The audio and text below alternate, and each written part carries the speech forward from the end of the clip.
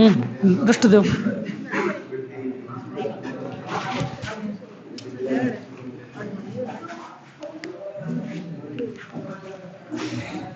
बताओ चैप्टर 10 का कहां तक करवाया?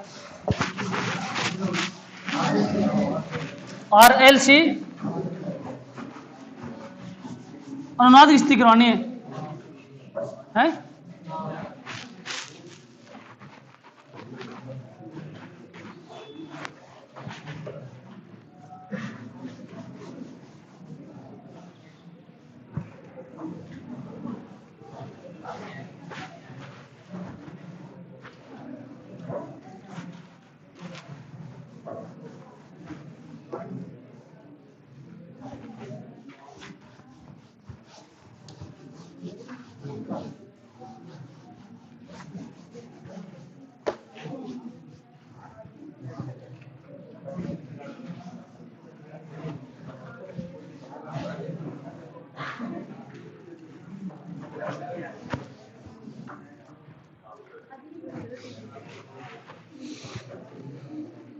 लो एक सेट बन दे दो कंटिन्यू नहीं मेन प्रो सिस्टम पर ना एकदम कंटिन्यू है।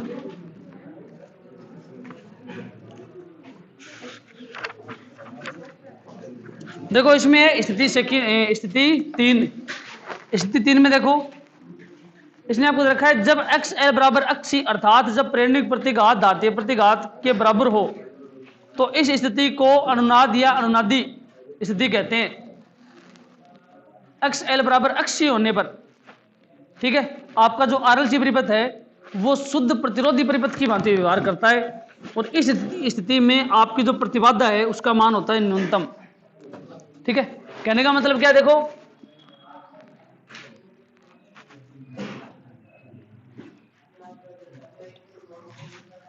XL इक्वल टू 80 हो गया। ठीक है, अब देखो आपका Z क्या होता है RLC परिपथ के लिए, Z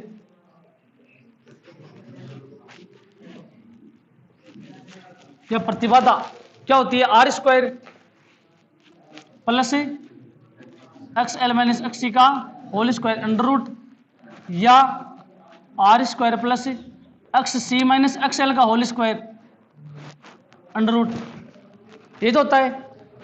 ठीक है, अब XL बराबर XC या XC बराबर XL रखने पर Z इक्वल टू क्या होगा R square plus 0 square under root और Z बराबर क्या हो जाएगा R square under root Z बराबर R। तो इस स्थिति में जो Z है उसका मान होगा मिनिमम या न्यूनतम, Z minimum equal to R। तो जब आपका परिपथ है RLC परिपथ है उसमें XL बराबर 80 हो जाता है तो यह एक शुद्ध प्रतिरोधी परिपथ की भांति व्यवहार करता है, क्योंकि इस स्थिति में इसकी जो प्रतिबाधा है वो R के बराबर हो जाती है या प्रतिरोध के बराबर हो जाती है। ठीक है, इसको बोलते हैं अनुनाद की स्थिति, रिजोनेंस कंडीशन।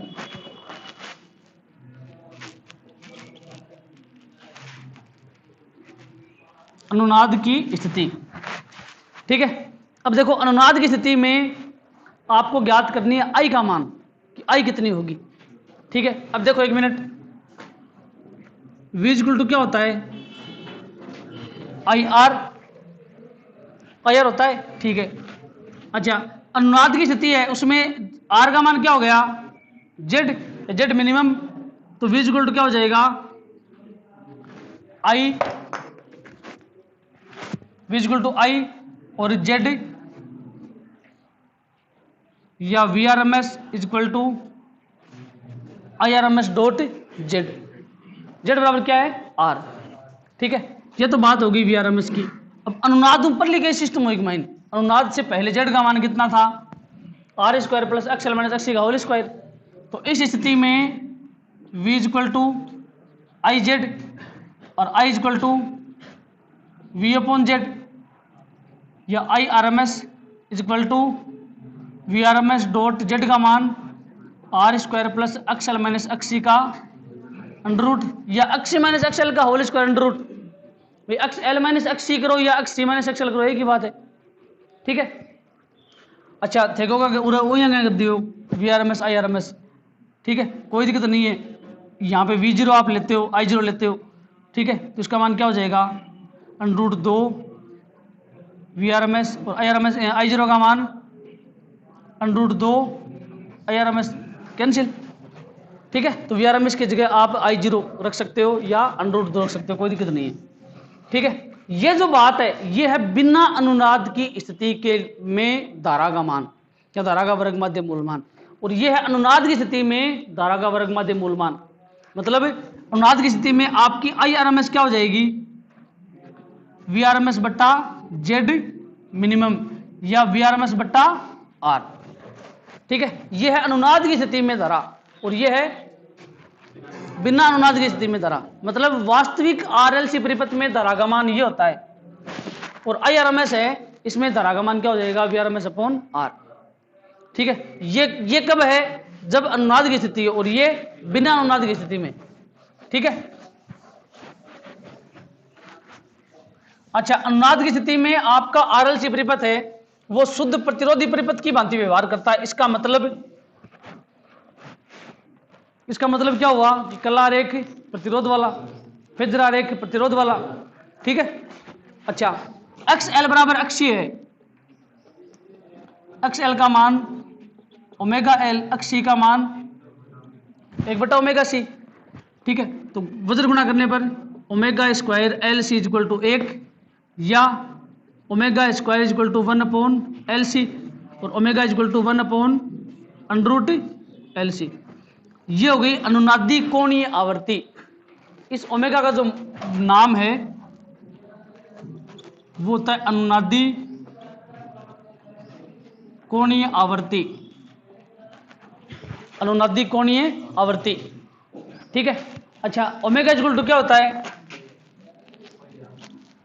2πf या 2πn। ठीक है ना, n यहाँ पे आवर्ती है, f यहाँ पे आवर्ती है, तो इसकी जगह मान रखेंगे तो आपके पास आएगा 2πf equal to 1 upon √LC और f equal to 1 upon 2π√LC। ये जो है ये आएगी आपकी अनुनादी आवर्ती,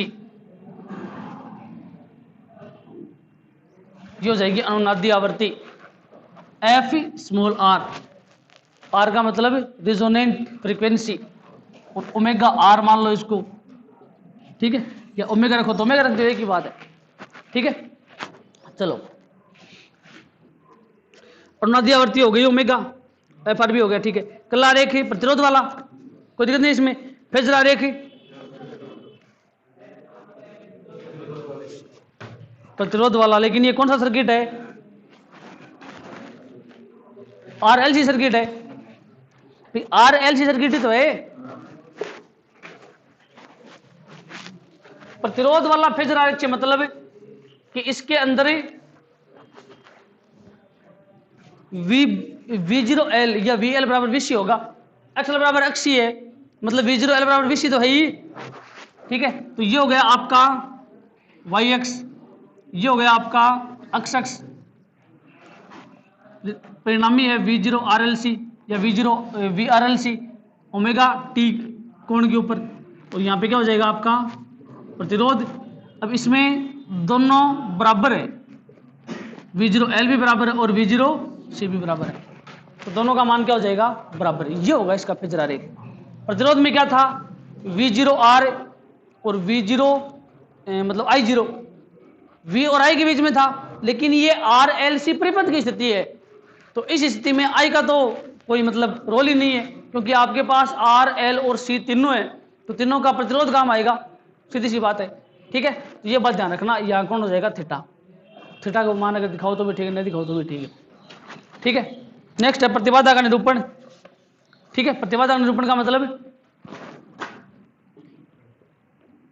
ये हो गया आपका R बराबर Z, ऊपर प्लस नीचे माइनस, ये हो गया प्रतिबाधा का निरूपण। ठीक है, प्रतिबाधा का निरूपण कोई नहीं पूछेगा आपको।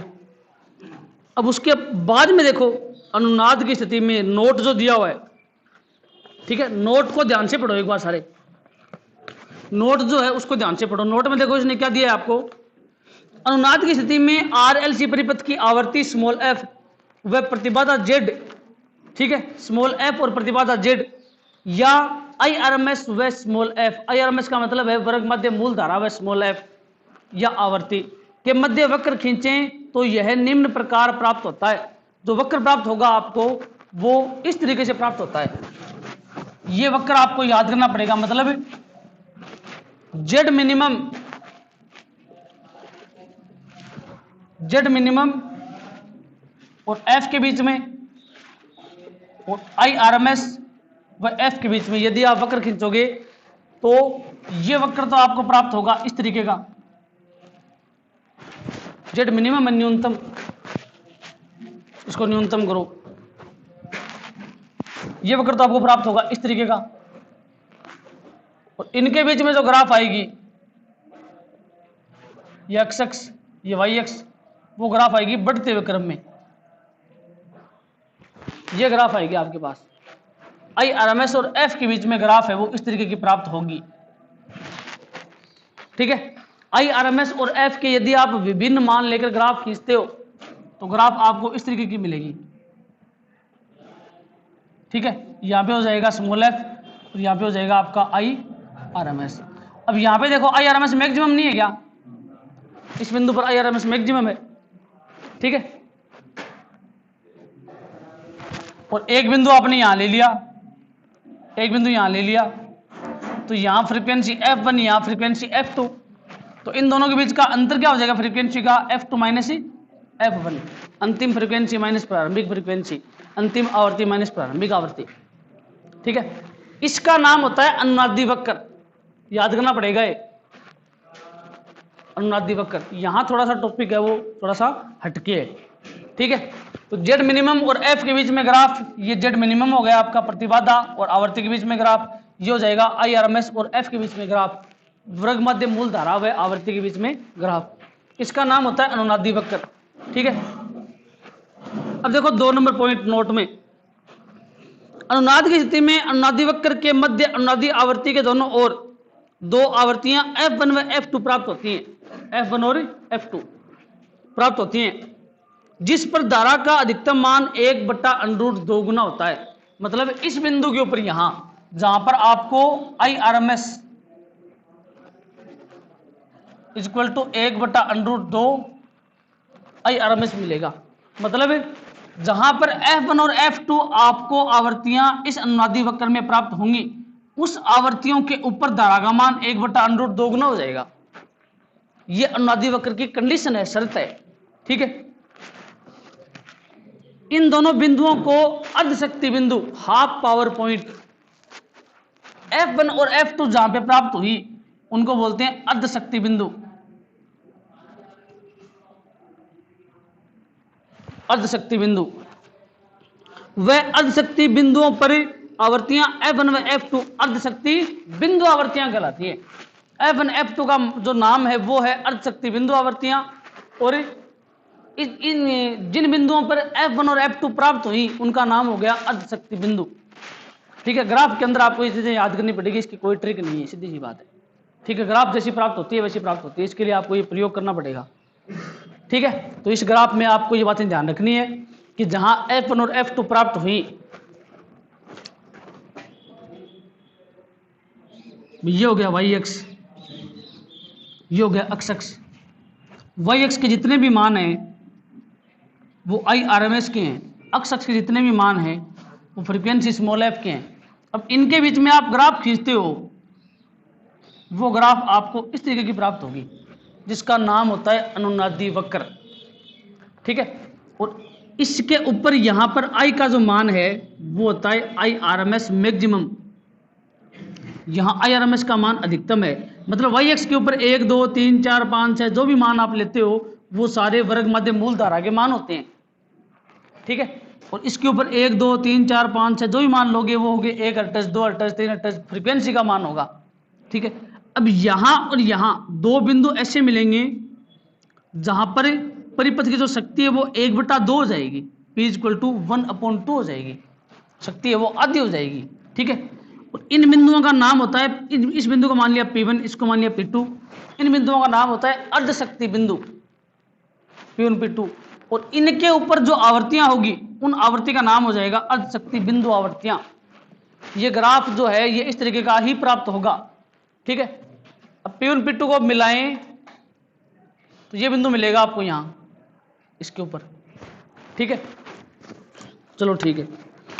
अब देखो नेक्स्ट पॉइंट, श्रेणी अनुनादी आरएलसी परिपथ के लिए अर्धशक्ति आवृत्तियां, बैंड चौड़ाई और विशेषता गुणांक। अब विशेषता गुणांक हटा दियो ने सिलेबस से, क्वेश्चन है सिलेबस। विशेषता गुणांक शायद हटा दिया, नहीं हटाया तो भी कोई टॉपिक नहीं है। विशेषता गुणांक टॉपिक वैसे भी इंपॉर्टेंट नहीं था, ठीक है। बैंड चौड़ाई इंपॉर्टेंट है, बैंड चौड़ाई आपको करवाएंगे, ठीक है। हाँ देखो इसमें जो टॉपिक है उसकी हेडिंग है श्रेणी अनुनादी आरएलसी परिपथ के लिए अर्धशक्ति आवृत्तियां, मतलब F1 F2 क्या होती है। दूसरा पॉइंट है बैंड चौड़ाई, बैंड चौड़ाई आपको ज्ञात करना है। तीसरा पॉइंट है विशेषता गुणांक, ठीक है। तीनों पॉइंट में कोई सा भी टॉपिक एग्जाम में आए आपको ये ग्राफ जरूर बना के आनी है। अगर आपको किसी ने पूछ लिया कि बैंड चौड़ाई के लिए व्यंजक स्थापित कीजिए तो आपको ये ग्राफ बनानी है। पहले ग्राफ बनानी है, बैंड चौड़ाई हेडिंग डाल के ग्राफ बनानी है, उसके बाद में ग्राफ का वर्णन करने के बाद में आपको बैंड चौड़ाई का सूत्र प्राप्त करना है, ठीक है। अब देखो इसमें एक नंबर अर्धशक्ति बिंदु आवर्तियां या अनुनादी वक्र। क्यों? क्योंकि अर्धशक्ति बिंदु आवर्तियां जो हैं वो अनुनादी वक्र के अंदर ही प्राप्त होती हैं। बैंड चौड़ाई 100% आपको याद करनी है। एग्जाम में आए नहीं आए बात की बात है, क्योंकि 2018 में आई हुई है बैंड चौड़ाई, शायद इसके ऊपर लिखा भी होगा ना 2018 में, हाँ 2018 में आई हुई है। देखो अर्धशक्ति बिंदु आवर्तियां, अनुनाद की स्थिति में धारा IRMS व आवर्ती स्मॉल f के मध्य परिवर्तन आरेख को अनुनादी वक्र कहते हैं। F और IRMS के मध्य जो वक्र होगा अनुनाद की स्थिति में उसका नाम क्या हो जाएगा? अनुनादी वक्र। अनुनाद में अनुनादी आवर्ती FR पर धारा का मान अधिकतम IRMS मैक्सिमम प्राप्त होता है जो अनुनाद में प्रभावी धारा है। कहने का मतलब है कि जो आप जो ग्राफ बनाते हो ये आपको प्राप्त होगी, ये y अक्ष, ये x अक्ष। जो ग्राफ आपको प्राप्त हुई उसकी आकृति ये होगी, ये बिंदु है, ये है IRMS मैक्सिमम, धारा का अधिकतम मान। यहां पर आपको दो बिंदु मिलेंगे P1 और P2। P1 की जो आवृत्ति है, P1 के ऊपर आवृत्ति वो हो जाएगी F1, P2 की जो आवृत्ति है वो हो जाएगी F2। इसके बीच में यहां पे जो आवृत्ति होगी वो होगी FR, अनुनाद की आवृत्ति या अनुनादी आवृत्ति। और इनके बीच का जो अंतर है वो मैंने लिख दिया डेल F, ठीक है, F2 minus F1, del F या बीटा, ठीक है। तो दो बिंदु ऐसे प्राप्त होंगे जहां पर शक्ति आदि, जिनका नाम होगा अर्धशक्ति बिंदु, और अर्धशक्ति बिंदु की जो आवृत्ति है उनका नाम हो जाएगा अर्धशक्ति बिंदु आवृत्तियां, ठीक है। इसके ऊपर यहां पर धारा अधिकतम है, IRMS मैक्सिमम है, क्योंकि इसके ऊपर जो भी मान आपने लिया है y पे वो सारा का सारा मान IRMS का है। तो IRMS यहां तक पहुंच के अधिकतम मान प्राप्त कर लेता है, इससे ऊपर IRMS का मान है ही नहीं। क्यों? क्योंकि अपनी ग्राफ है गई खाली थी ऊंची, ऊंची ग्राफ गई क्यों नहीं अपनी, ठीक है। जो अनुनाद में प्रभावी धारा है, अब देखो डायग्राम के अंदर इसने आपको दे दिया IRMS मैक्सिमम पूरी ऊपर डेल F दे रखा है। डेल F का नाम होता है बैंड चौड़ाई, P1 P2 अर्धशक्ति बिंदु, F2 माइनस F1 जो है वो डेल F का मान हो गया, ऊपर धारा होगी IRMS मैक्सिमम, ठीक है। अब देखो अनुनादी वक्र में P1 और P2 दो ऐसे बिंदु प्राप्त होते हैं जिन पर अनुनादी परिपथ में शक्ति क्षय या शक्ति हानि होती है। P1 P2 पर शक्ति हानि होती है, इसी कारण तो ये अर्धशक्ति बिंदु कहलाते हैं। शक्ति जो है वो क्या हो गई? आदि हो गई, शक्ति क्षय या शक्ति हानि होती है। अतः P1 और P2 पर शक्ति हानि आदि हो जाती है। ये बिंदु P1, ये बिंदु P2, इनके ऊपर शक्ति हानि क्या हो गई? आदि। अतः इन्हें अर्धशक्ति बिंदु कहते हैं, अर्धशक्ति बिंदु आवर्ती अर्धशक्ति बिंदु कहते हैं। वह इन पर प्राप्त आवृत्तियां F1 व F2 अर्धशक्ति आवृत्तियां कहलाती हैं, ठीक है। इस ऊपर देखो, अतः इनको अर्धशक्ति आवर्ती बिंदु कहते हैं, ठीक है। वह इन पर प्राप्त आवृत्तियां F1 व F2 अर्धशक्ति आवृत्तियां कहलाती हैं, ठीक है। अब देखो अर्ध शक्ति आवर्ती है, उनके लिए P बराबर क्या होता है, VI। अपनी जो शक्ति है वो होती है P इक्वल टू VI या P equal to I square R, क्योंकि V इक्वल टू क्या होता है IR, तो IR इंटू I मतलब I स्क्वायर R। ये हो गई शक्ति की बात। तब P1 व P2 बिंदुओं पर P1 के लिए ये जो मान है ये क्या हो जाएगा, I square RMS dot R is equal to ये I square RMS dot R। ठीक है, अब देखो, अब ये बोल रहा है कि P1 और P2 बिंदु है, उनके ऊपर आपकी जो शक्ति है वो आधी हो जाती है, शक्ति है वो आधी हो जाती है। मतलब ये जो मान है ये अब P नहीं रहेगा, अब ये P/2 बन जाएगा। ठीक है, P1 और देखो शक्ति होती है P बराबर I स्क्वायर डॉट R। ठीक है, अच्छा, लेकिन P1 और P2 बिंदुओं के ऊपर P है वो P नहीं रहा, वो P/2 बन गया। ठीक है, तो P का मान आपके पास क्या है, I square R equal to, अब क्या हो जाएगा P I स्क्वायर R बटा 2। ठीक है, तो I स्क्वायर है, इसको इसका मैंने RMS मान ले लिया, तो I square RMS R equal to I square RMS dot R upon 2। ठीक है, अब ये बोल रहा है कि इन बिंदुओं के ऊपर जो धारा है वो है मैक्सिमम, धारा है वो मैक्सिमम है। ठीक है, अब देखो, तो IRMS का मान क्या हो जाएगा, और 4 कैंसिल, ये I है, ये है मैक्सिमम I, ये I है, ये है अपनी प्रारंभिक I। ठीक है, R से R कैंसिल, अब IRMS का मान क्या आएगा आपके पास, IRMS equal to under root लगाऊंगा ना पहले, तो I स्क्वायर RMS मैक्सिमम बटा 2 का अंडर रूट, तो IRMS equal to I square RMS maximum बटा अंडर रूट 2। I स्क्वायर हटाओ इसको। ठीक है, ठीक है, कहने का मतलब है P इक्वल टू हो गया VI, V इक्वल टू, अब इसका RMS मान भी ले सकते हैं, P RMS equal to VRMS dot IRMS, कोई दिक्कत नहीं है, RMS मान लेंगे तो क्या दिक्कत है, वैल्यू तो दोनों तरफ बराबर ही है, सीधी सी बात है। तो P is equal to I square dot R, अब RMS मान लेने पर P equal to I square RMS dot R, ये है P का मान। अब ये बोल रहा है कि P1 और P2 है, इनके ऊपर ये मान नहीं रहेगा, ये मान बट्टा 2 हो जाएगा, ये मान नहीं रहेगा, ये बट्टा 2 हो जाएगा, और धारा जो है वो अपना अधिकतम मान प्राप्त कर लेगी, IRMS मैक्सिमम हो जाएगी। ठीक है, तब आपने क्या किया कि P नहीं रहा, अब ये P/2 बन गया, P/2 बनते अपने पास ये स्थिति आएगी दोनों। फिर आप को RMS मान ले लीजिए, RMS मान लेने के बाद में IRMS का मान आपके पास क्या आएगा, IRMS मैक्सिमम बटा अंडर रूट 2। ठीक है, ये मेन चीज है, बैंड चौड़ाई का सूत्र इसी से प्राप्त होने वाला है। ठीक है, आपकी जो बैंड चौड़ाई है उसका सूत्र आपको इसी से प्राप्त होने वाला है, IRMS equal to IRMS maximum बटा अंडर रूट 2। ठीक है, अर्थात अर्ध शक्ति बिंदुओं P1 व P2 पर धारा का मान अधिकतम मान का 1 बटा अंडर रूट 2 गुना हो जाता है। अब बात में ऊपर थाने बताई भी पहली, और नीचे यहाँ पे आपने प्रूव कर दी कि 1 बटा अंडर रूट 2 गुना होता है। ठीक है, अब देखो बैंड चौड़ाई 2018 100% मेरे वो लिखाइडो भी हो, 2018 100%, ये जो नोट्स है ना ये 2018 के बेंच के हैं, और बिग माइंड वो लिखाइडो भी मेरे 2018 100%, और 2018 में ये आया हुआ भी है।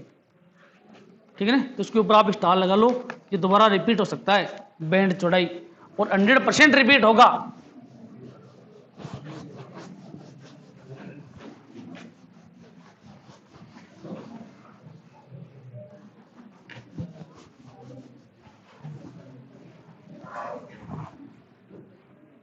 अंडर रूट आप कोई चीज को लेवा, जैसे सपोज करो अंडर रूट 5 ले लियो, अंडर रूट 4 ले लियो आप, तो बिका के उत्तर 2 आवेगा, या प्लस माइनस 2 आवे, प्लस माइनस 2 आवे, सही है ना ये बात। हाँ ठीक है, देखो अनुनादी वक्र में अर्धशक्ति आवर्तियों के मध्य आवर्तियों के अंतर को बैंड चौड़ाई कहते हैं। ठीक है, अनुनादी वक्र में अर्धशक्ति आवर्तियों के मध्य आवर्ती के अंतर को डेल एफ या बीटा से इसको प्रदर्शित करते हैं, F2 माइनस F1। ये है आपकी अनुनादी सॉरी बैंड चौड़ाई। ठीक है, अब इसका व्यंजक प्राप्त करना है आपको बीटा का। तो देखो अनुनादी वक्र से हम जानते हैं कि अर्धशक्ति बिंदुओं पर IRMS का मान क्या होता है। देखो मैंने आपको बताया था कि अनुनादी वक्र में IRMS equal to IRMS maximum बट्टा √2। ठीक है, अब देखो IRMS तो है अपनी वास्तविक धारा, और IRMS मैक्सिमम क्या है, अनुनाद की स्थिति में अधिकतम धारा। ठीक है, चलो ठीक है। अब देखो IRMS का मान हो जाएगा VRMS बट्टा Z, VRMS बट्टा Z, ये है IRMS का मान। ठीक है, Z का मान क्या है, R² plus XL minus XC का होल स्क्वायर अंडर रूट, ये है आपका IRMS का मान, समीकरण नंबर 3। अच्छा, IRMS मैक्सिमम का मान क्या होगा, क्योंकि जब धारा अधिकतम होगी तो प्रतिबाधा न्यूनतम हो जाएगी, क्योंकि V equal to IZ, I equal to V upon Z, I ज्यादा तो Z कम, और प्रतिबाधा जब न्यूनतम होगी तो Z क्या हो जाएगा, Z मिनिमम मतलब R के बराबर। तो IRMS इक्वल टू VRMS बट्टा Z मिनिमम या VRMS बट्टा R। ठीक है, ये मान आएगा आपके पास समीकरण 4 मतलब IRMS मैक्सिमम का। ठीक है, ये दोनों मान आपको इस समीकरण में रखने हैं खाली बस, और कुछ नहीं करना। ठीक है ना, करना तो बड़ो है लेकिन एक समीकरण में एक बार रखो तो फिर देख सकते हो। ठीक है, तो समीकरण 3 और 4 से मान समीकरण 2 में रखने पर, तो समीकरण 2 आपके पास ये है, इसके अंदर मान रखोगे IRMS का मान क्या है, VRMS बट्टा R² प्लस, या XC माइनस XL भी कर सकते हो, कोई दिक्कत नहीं है, under root equal to VRMS बट्टा अंडर रूट 2 डॉट R। ठीक है, VRMS से कैंसिल, तो आपके पास आएगा R² plus XL minus XC का whole square under root equal to under root R under root 2R। ठीक है, इसके बाद में दोनों तरफ वर्ग करने पर, यह रजिस्टर एक ही हमारे यार, नीचे पड़े रजिस्टर हो लिया, तो नीचे भी इतना टीचर बन इंग्लिश अरबी है, जहीर जी भी है, तो मन कर दी जाएगी रजिस्टर दो दोनों तरफ वर्क करने पर। वर्क करोगे तो R² plus whole square equal to 2R²। क्यों,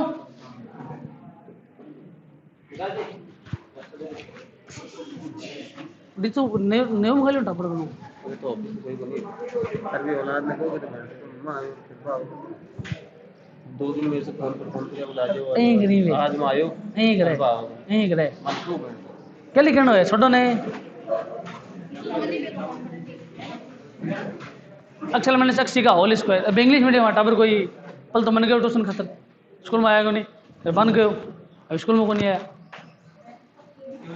इंग्लिश मीडियम टाबर पल तो बोले मैं ट्यूशन कराओ सलमान, हम 2 दिन तो आयो कदे कुणा हो कदे कोई आओगे नहीं, और फिर ये सर अन बोले आओ, ये मतलब 2 दिन ये आया तो कोई आओगे नहीं, आओ तो जल्दी पढ़ना भी को नहीं, और हमारा 90% भी आना चाहिए, बाकी हो बताओ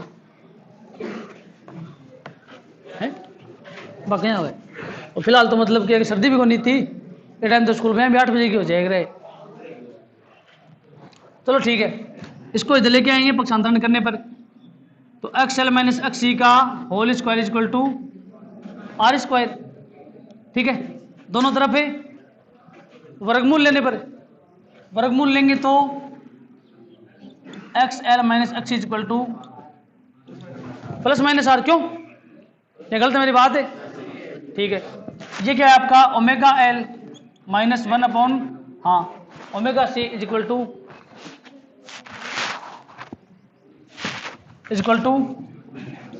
प्लस माइनस R। यहां तक कोई दिक्कत नहीं है, क्यों?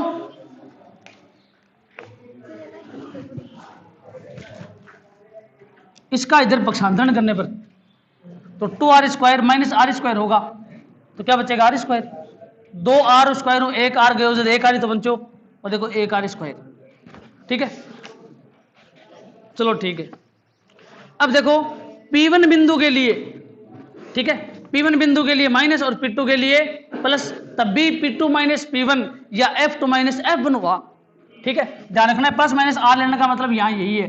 P1 बिंदु के लिए ω1 L1 है क्या इसमें? ये ω1 ही है, डायरेक्ट सीधा ही है। ω1 L minus 1 upon ω2 C is equal to minus R है। ओमेगा, हाँ बिल्कुल 1, शुरू में 1, चलो ठीक है। P1 के लिए 1 और P2 के लिए 2। P2 के लिए ω2 L minus 1 upon ω2 C is equal to plus R, समीकरण नंबर 7। ठीक है, अब समीकरण 6 व 7 को जोड़ने पर, चलो इनको जोड़ो।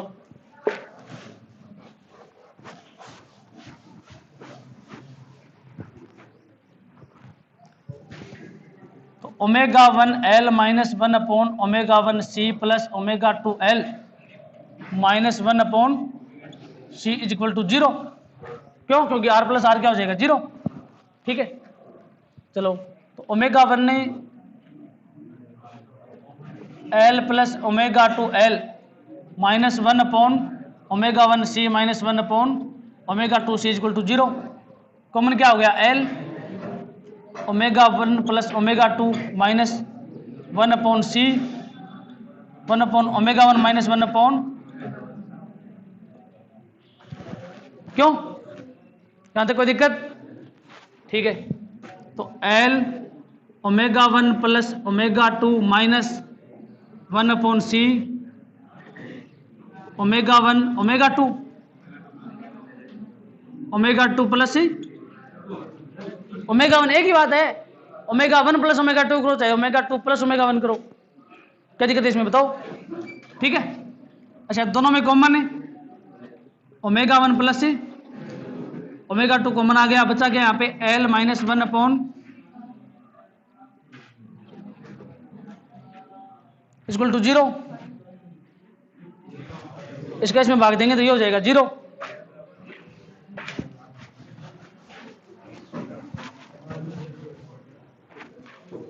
अब इसके बाद में बताओ L बराबर 1 अपॉन और ω1 ω2 इक्वल टू 1 अपॉन LC।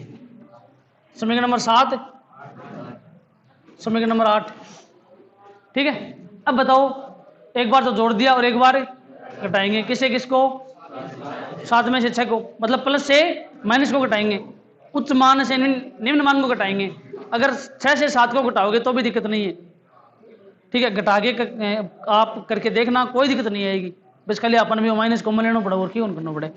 ठीक है, चलो तो 7 से 6 को घटाएंगे तो समीकरण 7 क्या है? ω2 L minus 1 upon minus 1 upon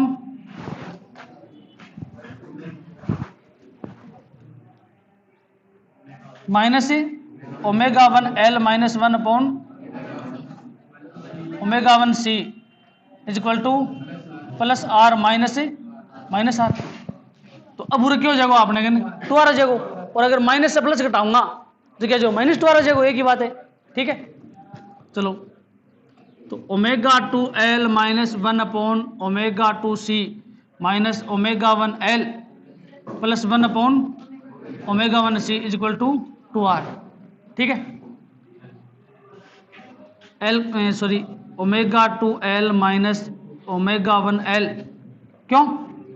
minus plus 1 upon ω1 C minus 1 upon ω2 C is equal to 2R। ठीक है, इसमें से C कॉमन है, इसमें L कॉमन, तो L ω2 minus ω1 plus 1 upon C 1/c, चलो ठीक है, ओमेगा 1 ओमेगा 2 कॉमन ले लिया, क्या आएगा ओमेगा 1 इक्वल टू 2r। ठीक है,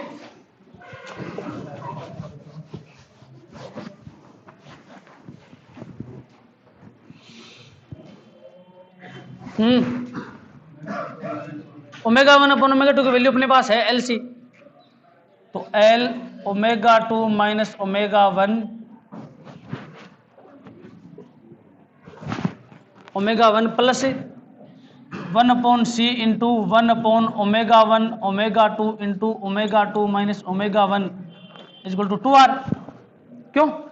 अब देखो 1/ओमेगा 1 ओमेगा 2 है, इसका मान 1/LC, तो मैं यहाँ पे लिखूंगा L omega 2 minus omega 1 into 1/c into इसका मान 1/LC into omega 2 minus omega 1 is equal to 2r है।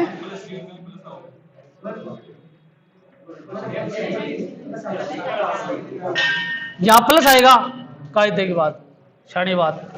ठीक है, अब देखो 1 मिनट, इसमें कॉमन है,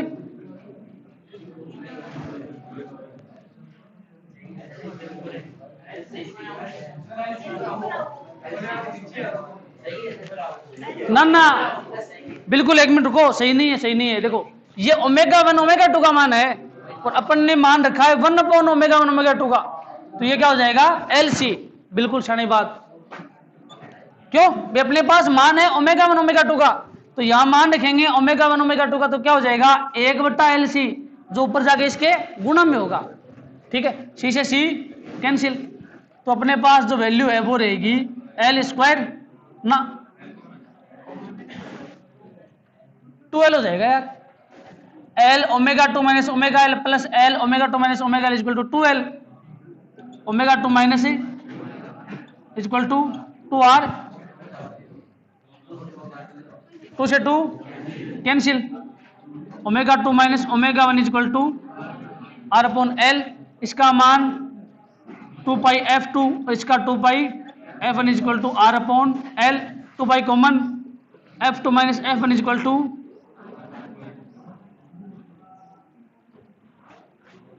यह क्या होती है बैंड चौड़ाई, तो बीटा या del F equal to R/2 pi L, ये होती है आपकी बैंड चौड़ाई। ठीक है, 4 नंबर का ये सूत्र तैयार है, आ देख लो, वो एक याद कर ले, 4 नंबर आ जाएगा सीधा डायरेक्ट। ठीक है, उसके बाद में अच्छा बैंड चौड़ाई में कोई दिक्कत है? ठीक है तो ये मतलब काफी लंबा चौड़ा है सूत्र। नेक्स्ट देखो विशेषता गुणांक या गुणता कारक, क्या हो जाएगा FR बट्टा डेल F, बस FR बट्टा डेल F।